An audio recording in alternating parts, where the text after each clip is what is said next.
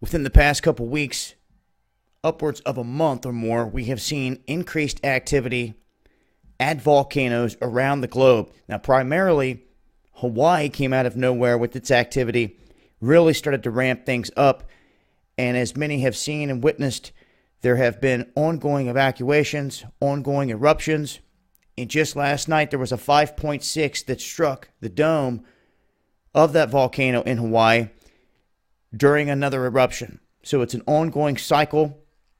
Sometimes when these things spring to life, it can continue to erupt for some time. In Guatemala, we just witnessed the same thing, a massive eruption followed by a secondary eruption. Lots of people lost their lives in that event. And now we have concerns about Yellowstone, which is always a concern for anyone that lives in the United States. Really, anyone that's in the Northern Hemisphere. Really, anyone globally. Any one of these supervolcanoes erupt, it's going to change life for all of us.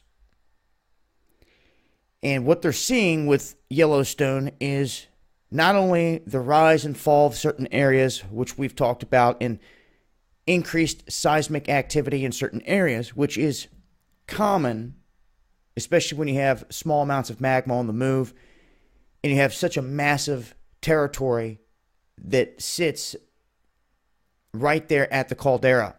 When I first reported on this, they said, okay, there hasn't been a series of eruptions like this in some time.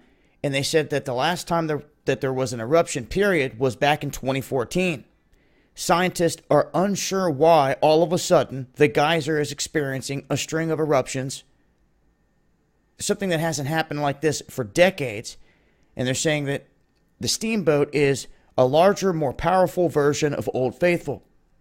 It shoots this nearly boiling hot water up to 345 feet into the air. And right now it appears that there is an approximate periodicity of eruptions of between 7 to 8 days.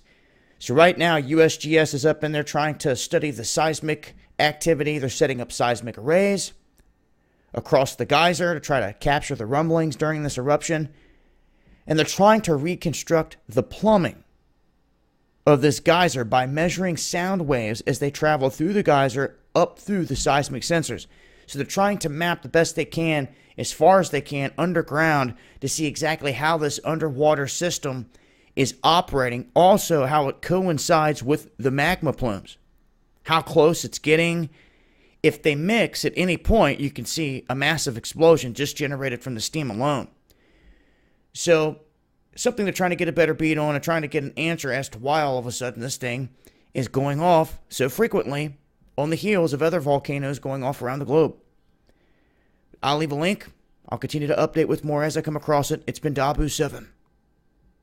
Much love.